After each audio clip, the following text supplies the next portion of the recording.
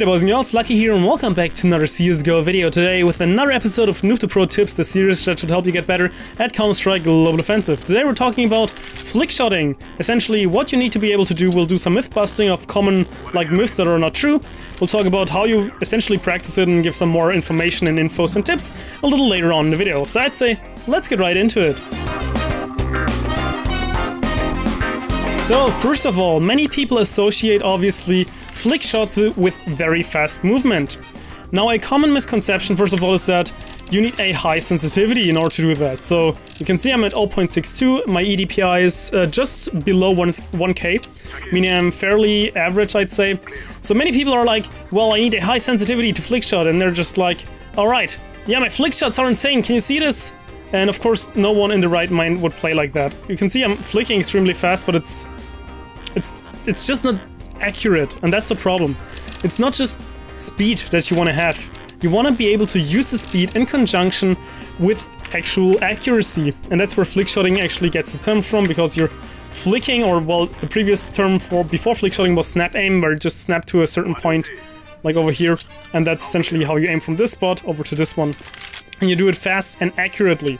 So of course, we're playing CS, low sense is usually the king, so kind of get used to that, try to get as comfortable with it as possible. I have another video on why a low sensitivity is kind of a must-have in CS, you can also check it out in the description down below. Now another thing is that many people are like, well I'm just a wrist, kind of aim mover, or I'm just an arm aimer, and you always need to be able to combine both. I'm saying it right out here. So I have an example right here. This is a pen, obviously, if you watch the cam right here. Now, if you're only using your wrist, like this, you can of course flick. You can see I'm just right here, at this point of mouse pen, and go over to my mouse, like that. You can also do this with the arm, just the arm, like that. Obviously, it's kind of a different movement, but it gets the same goal done.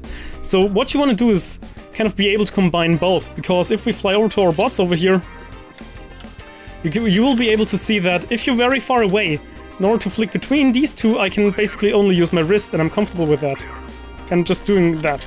However, as soon as I'm getting closer and I want to flick from that guy over to that guy, I have to use my arm already. But you can see that when I'm flicking over here, that I'm essentially using my arm to do the major movement, essentially from going over here to kind of here, the proximity of his head. And as soon as I'm reaching the target, I'm doing the small fine adjustment with my wrist. Again, wrist, fine movement, and arm is essentially there for like wide major movements. And that's how I'm doing the flicking. So those are, first of all, two myths. It's not just wrist aiming, it's not just arm aiming, it's both, and it's also having a normal sensitivity. You do not need a special sensitivity or anything like that. So let's move on over to the next point. Alrighty, so now let's go back to our bot friends right here.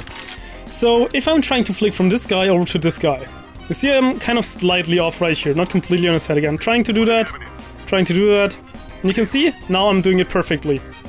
Now, what I'm doing right here is something called repetition. It's very obvious to many of you guys, and it's the thing that no one ever wants to hear, because everyone is just trying to get a cheap exit in order to get a high rank. If you really want to get good aim, you need to practice it. Now watch how I'm essentially moving back right here, and I'm changing up the distance. I'm flicking again. See, I'm overshooting to this spot right here. So I have to adjust my movement to in between, like right here.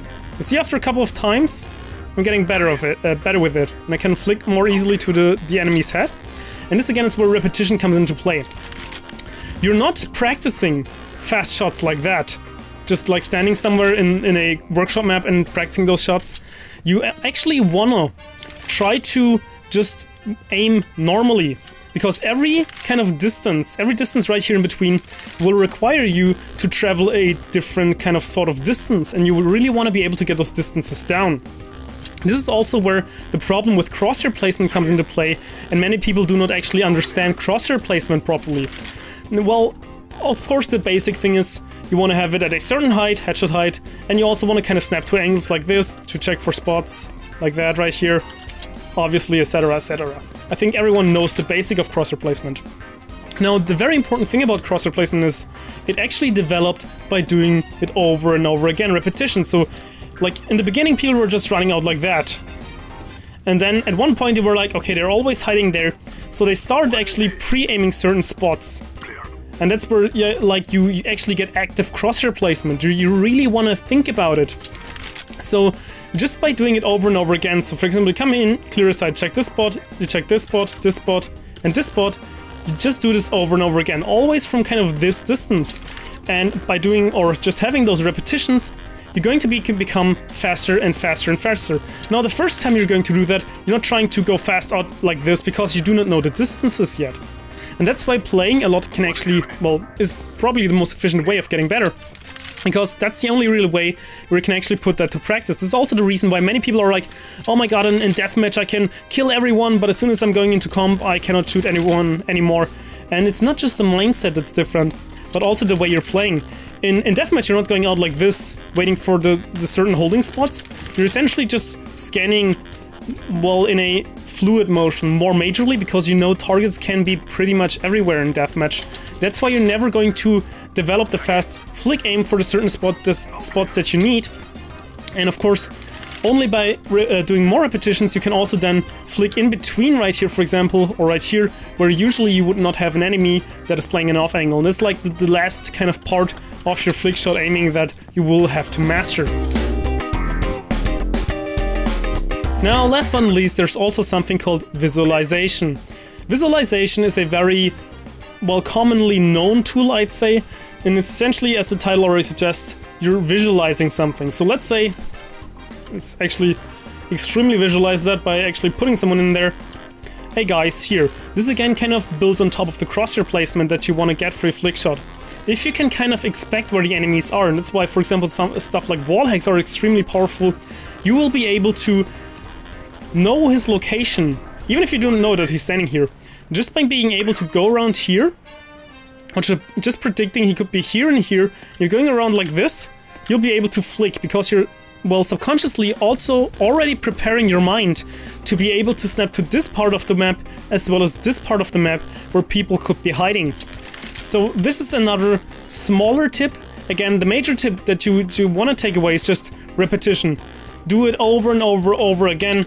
Preferably, you want to do that in a comp environment, so you can also combine it with your crosshair placement. However, deathmatch of course also helps, because you're essentially learning all the spots in between. Keep in mind, you're actually training like every spot. You're training from this spot to hit targets right here, to hit targets right there, to hit targets right there.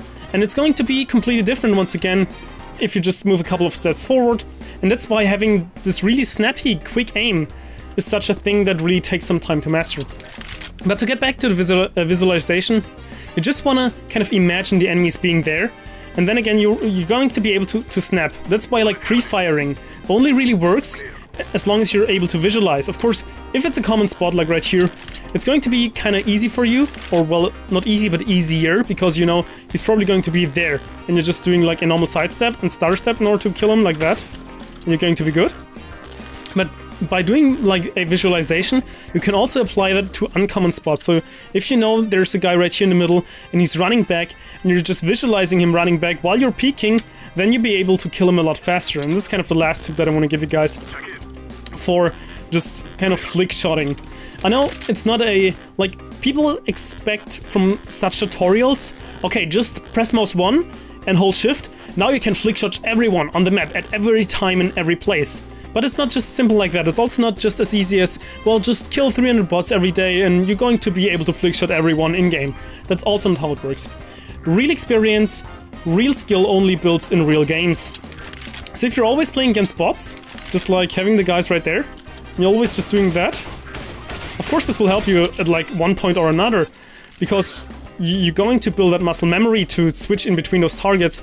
But you also gotta keep in mind, you wanna do that preferably on active duty maps, because this is where you want to apply your knowledge. You know, if you're standing here and this is the distance that you need to move your hand and your mouse, essentially that kind of way, in order to go hit the target. However, if you're only ever on workshop maps, that's not where you're playing against other players, so you're never really going to know how far you actually have to flick in order to hit a target.